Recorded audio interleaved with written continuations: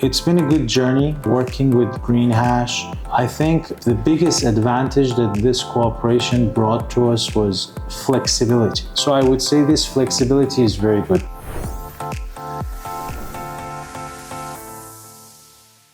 So hello everyone, this is Sumi from Winchain, and it's an honor to have the CEO of Phoenix Mining, Mr. Reza, with us to do this quick interview today. So today's first question will be, how has Phoenix Group evolved since inception in 2017, and what key milestones has defined your journey with Phoenix? Thank you first for having me. Well, going back to 2017, I would outline a couple of milestones we had. First, the start in 2017, which was in Dubai. After that, it was in 2018 when we became exclusive distributor of Bitmain at that time. The mining market was booming and equipment sales was one of the key pillars of the industry. So we managed through our good purchases with Bitmain. In 2021, we managed to get involved in establishment of biggest crypto mining facilities in the world in Abu Dhabi, and joint venture with Abu Dhabi Sovereign Wealth Funds. That was another key milestone for us. And later on, last year, we got listed in Abu Dhabi Stock Exchange. That was another big milestone for us. From last year to this year, well, we learned a lot, of course. We have strengthened our footprint in North America. So last year was a year that we started to have more sites in the US, more presence, more global presence. Mm-hmm. And Phoenix has evolved from just being a crypto mining company. Right now, we have Phoenix Mining, which I'm taking care of it. Then we are also a shareholder of M2 Crypto Exchange, a regulated crypto exchange under ADGM of Abu Dhabi. And also we have two other wings. One would be our Web3 division that we develop Web3 applications. And the fourth one is our mergers and acquisitions that's continuously working with pioneers and entrepreneurs in the industry. So I'm super impressed by how Phoenix has made the right choice at each right timing. And also, as recognized leaders in blockchain and cryptocurrency, what strategies have you employed to maintain your competitive edge in the industry? Very good question. You know, our industry has evolved through the last years. Mm-hmm. There was a time where ROI of doing crypto mining used to be 8 months, 9 months, 6 months. So now it has changed a lot and it's matured, being also consolidated. Number one, what we've tried to do, we've tried to make sure that we optimize our operations, using better miners. An example would be we've kind of migrated from using air-cooled miners to using hydro miners, mm-hmm. immersion miners. That's one thing, to increase our operational efficiency, both from power consumption perspective and also from operational standpoint and the cost of people underground. Mm-hmm. That's one of the things. The other two is basically the integrations that we're trying to achieve, whether it's vertical or horizontal.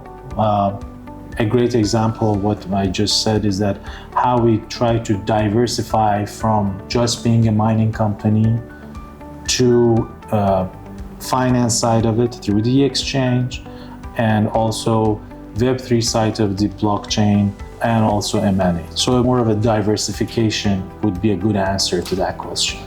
So what unique advantages do your mining facilities in different regions like US, Canada, and UAE provide, and how do you manage operations across such diverse markets? Well, the biggest advantage we have is that we're an Abu Dhabi company. We're blessed to be in the UAE, and with the visionary leaders we have in this country, we are living in a very crypto-friendly environment. That's number one. So that gives us a very competitive edge in terms of our management, in terms of our human resources, from our engineering department to procurement to operation. Number two, the way it works in each of these regions, we treat them differently. We don't treat each of them the same. Even the US sites, we don't treat them the same. Because US, it's a vast country and each state has its own sets of rules. We try to make sure, first of all, we work with the locals and we have the local support of the administration, and also we use local labor and also try to promote crypto as a business that creates jobs. This is very important, especially in the US. However, like any other company these days, we have people that are working round the clock and are sitting in different geographical positions, be it Amsterdam, be it Canada, or be it US. We have people in all of these regions, and that gives us a competitive edge also to have a 24/7 operation around the clock, 24/7 in the week, and make sure that we get the best out of our sites in terms of hash rate and uptime. Good to know. As we know that Phoenix owns lots of large-scale mining farms in different regions, and then you also pioneers in hydro-cooling mining systems as well. And GreenHash has been closely working with Phoenix for its hydro-cooling systems as well. So how do you feel about your cooperation with GreenHash so far? So far, it's been a good journey working with GreenHash. I think the biggest advantage that this cooperation brought to us was flexibility. One of the things we learned, going back to the same question of yours, when you have different regions, we have different standards. Oman has one standard, Canada has one, US, each state might have, and each county might have different standards. So the flexibility that was offered by Winchain was basically a crucial point for us in order to get the sites up and running fast. Of course, there are always small issues, but because of the fast response and the way Winchain attended to these matters, we managed to solve many things. So I would say this flexibility is very good, because if you want to go to many of the manufacturers in the industry, you don't usually get this kind of flexibility. It's kind of like, here it is, you're buying this, take it, leave it, you don't want it, I can't do anything about it. The second one, which was even more important, was the delivery point that we had. The delivery point and the delivery time were very suitable for us, and that led us to basically, as an example, weeks ago there was an typhoon or something in east of China that kind of delayed our plans for energization. However, we managed to compensate those lost days with the help of Winchain to compensate for that, and now the project is kind of back on track. Third point, in terms of technology of use and calculations and engineering side, we're happy with what we're getting, and that allows us to also work with Winchain to optimize the products together. So glad to hear that you have leave us a positive comment. Do you have any suggestions or recommendations for future improvements to GreenHash products? Well, our industry is changing. I categorize it: Bitcoin mining, data center, and AI data centers. People from outside, they kind of categorize this or put these in one basket. Yes, we're a bit similar, but we're very much also different. So if a product can be developed by Winchain in the near future, where you can use the same product for Bitcoin miners, as well as data centers, the traditional data centers where you have racks and servers, or maybe one day AI, this could make a very big difference. There is a gap right now in terms of what you have out there for a crypto miner, which is a 1 megawatt container. The same container in data center can accommodate 400 to 500 kilowatt. So if somehow this gap can be closed, but gets closer and narrowed, this can help a lot in terms of development of sites. So people can go out there, develop sites, knowing that, okay, if Bitcoin's down, I can switch to being a data center. If data center is down, I can go and be an AI data center. If something like that, which I know some people out there are also working on it now, can be achieved in the near future, it can be a game changer. And Phoenix really, really looks forward to it. Also from Green Hash side, we also take in data center supplied for Bitcoin miners as a foundation for our future vision by like stepping into those infrastructures for GPU or like high performance computing as well. And back to the vision for blockchain technology, how do you foresee the evaluation of blockchain technology impacting like traditional business practices in the coming years? Well, I think usually what technology does during the course of years and what's been doing, it brings convenience through reducing the time of engagement of users. What we used to do before would take 30 minutes using technology, it's now sometimes in minutes. It's the same way I see it also for blockchain. Imagine what smart contracts can do that could reduce the time of engagement between different parties, can provide clarity.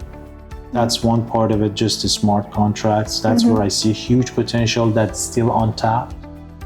On the Bitcoin mining and transactions and the finance side of it, right now we're talking about 6-7% of the world basically have wallets. So of course, if more people know about it, more people use it, then it's going to make transactions easier. That's another advantage that blockchain can bring on.